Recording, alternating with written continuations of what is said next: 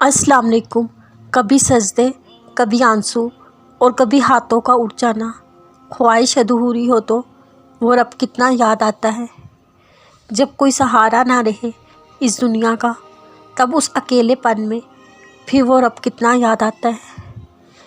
جب کوئی اپنا بری طرح دل توڑ جائے، تب رب سے گفتگو کرتے ہوئے وہ رب کتنا یاد آتا ہے۔ جب لوگ تکلیف میں سسکتا اور تڑپتا چھوڑ جائیں، اس حالت میں آہوں کے ساتھ رب کا ساتھ مانگتے وہ رب کتنا یاد آتا ہے۔ جب جان سے پیارے لوگ دھوکہ دے جائیں، تب صرف رب کو اپنا محسوس کرتے ہوئے وہ رب کتنا یاد آتا ہے۔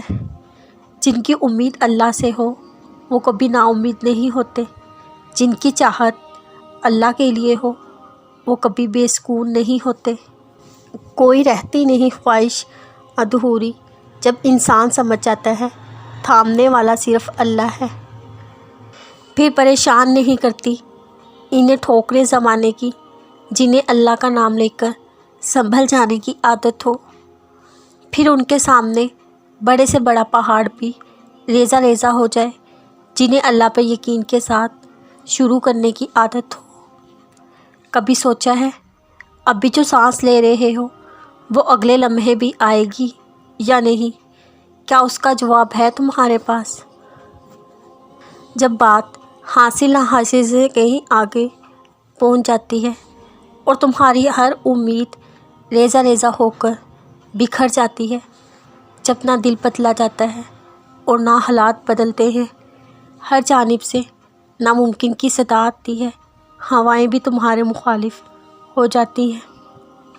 جب ہزار التجاؤں اور صداؤں کے بعد بھی عرش سے جواب نہیں آتا، مگر تب بھی تمہاری دعائیں تقدیر کے آگے ڈٹ کر کھڑی ہو جاتی ہیں، اور تم ناممکن کے باوجود اللہ کے موضوع پر اپنا ایمان پختہ رکھتے ہو اور مشکلوں سے نہیں گھبراتے۔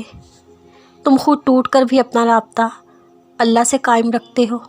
تم دعائیں طویل اور شکوے مختصر کر لیتے ہو، اپنی مانگی گئی دعاؤں کے نتائج کا صبر سے انتظار کرتے ہو۔